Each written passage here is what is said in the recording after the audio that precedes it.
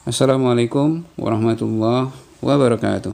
Kesombongan itu bisa jadi bukan hanya dia merasa lebih dari manusia yang lain, bukan karena hanya sekedar bukan hanya meremehkan orang lain, bahwa kesombongan itu bisa jadi bahwa orang itu menolak kebenaran, karena disebutkan dalam hadis Sahih Muslim, itu ada di nomor hadis 131, bahwa innallaha jamil yuhibbul jamal kribu batarul haqqi wa ramtun nas. Sesungguhnya Allah itu indah dan menyukai keindahan. Kesombongan itu adalah menolak kebenaran dan meremehkan manusia. Jadi kesombongan itu di samping meremehkan manusia, menolak kebenaran juga itu termasuk dari kesombongan. Padahal disebutkan tidak akan masuk surga orang yang ada di dalam hatinya sebesar biji sawi dari kesombongan. Jadi, sebesar biji sawi pun ada kesombongan, dan di dalam hati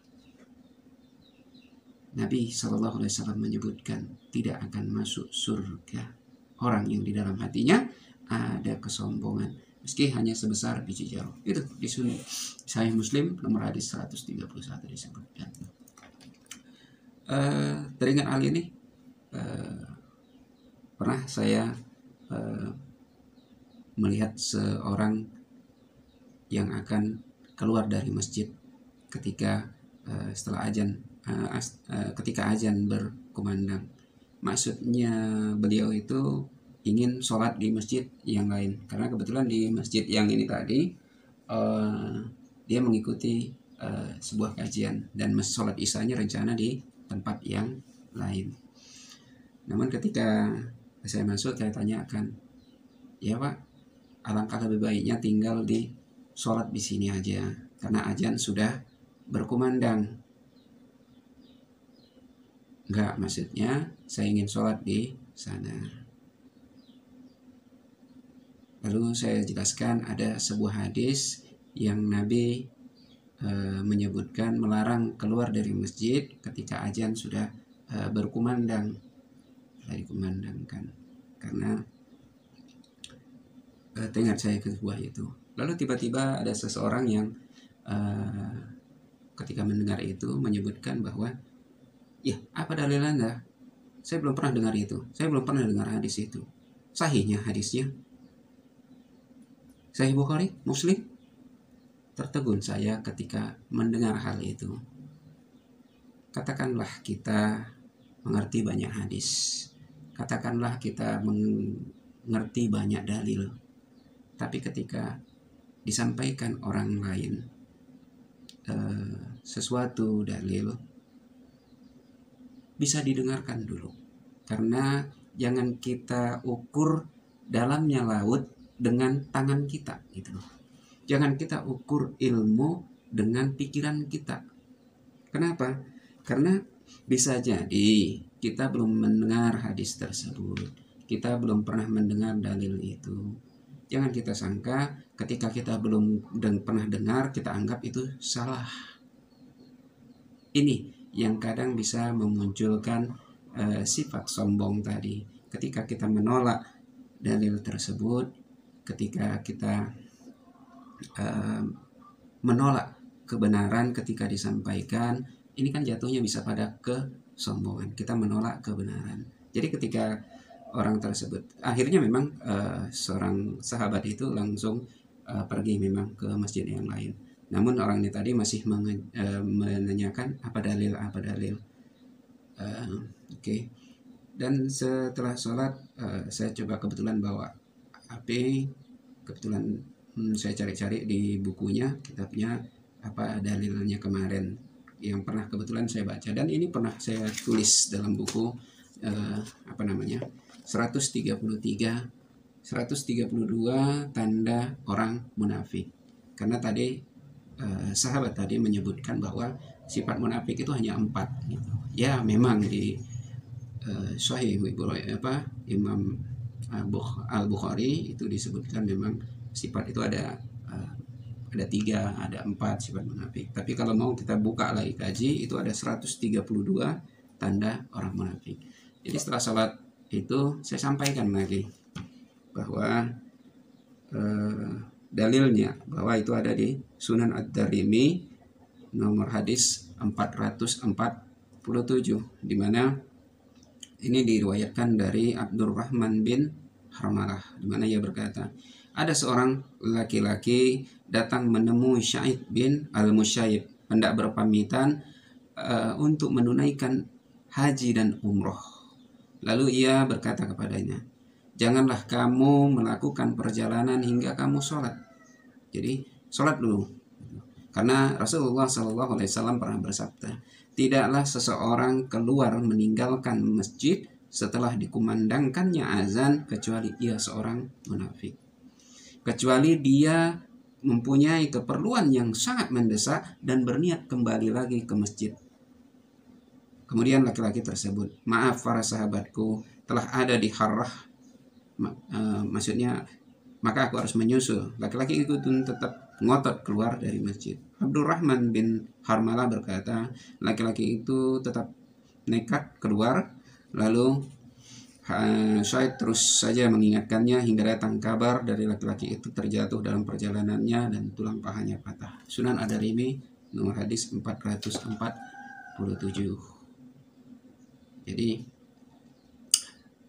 ini salah satu dalil yang menyebutkan bahwa orang yang keluar masjid ketika azan sudah berkumandang ini bisa masuk ke kategori orang munafik.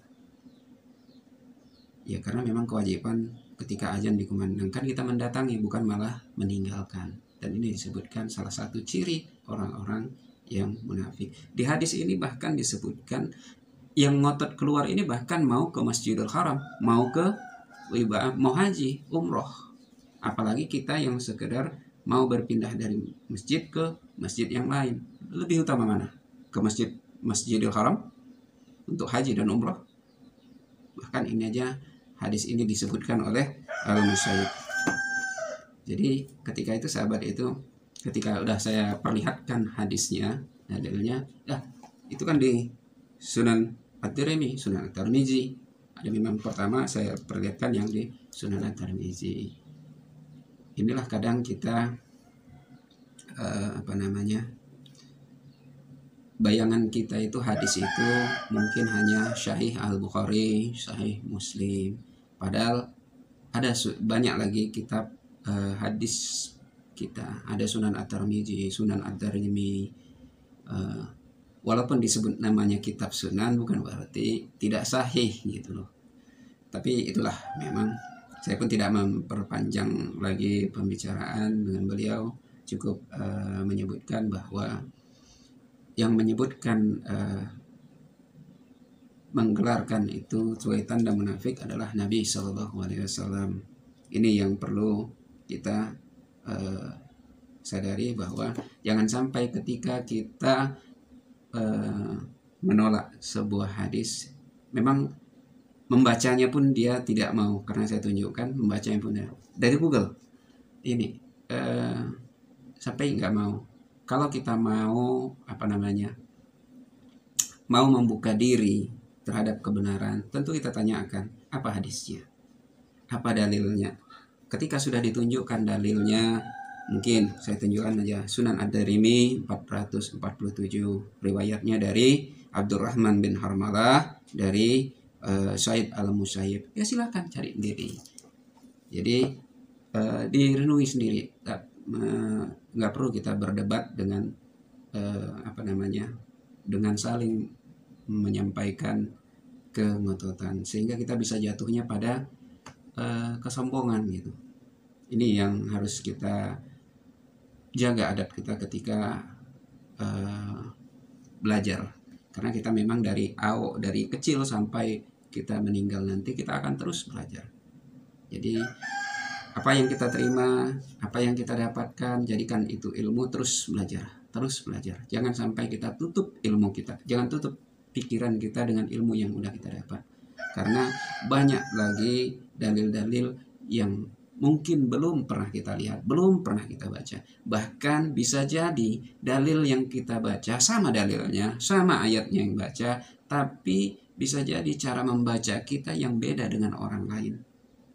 Jangan sampai juga kita menutup pintu kebenaran itu. Inilah kita yang harus perlu kita sadari agar kita bisa saling memahami perbedaan itu. Dalil sama, tapi cara pembacaan kita bisa berbeda dengan sudut pandang yang berbeda.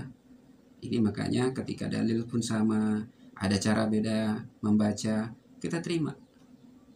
Sepanjang tidak bertentangan dengan dalil-dalil yang lainnya. Karena syarat kaidah dalam berhukum seperti ayat Al-Quran itu tidak ada pertentangan ayat satu dengan ayat yang lainnya.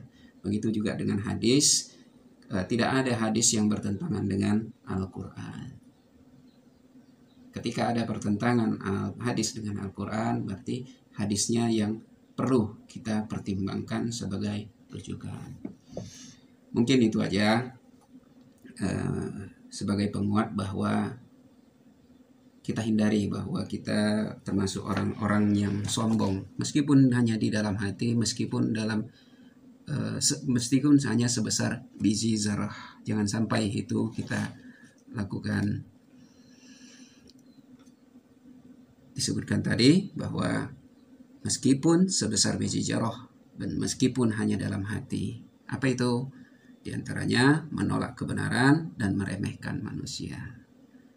Mungkin ini aja untuk pengingat bagi diri saya pribadi maupun bagi kita semua.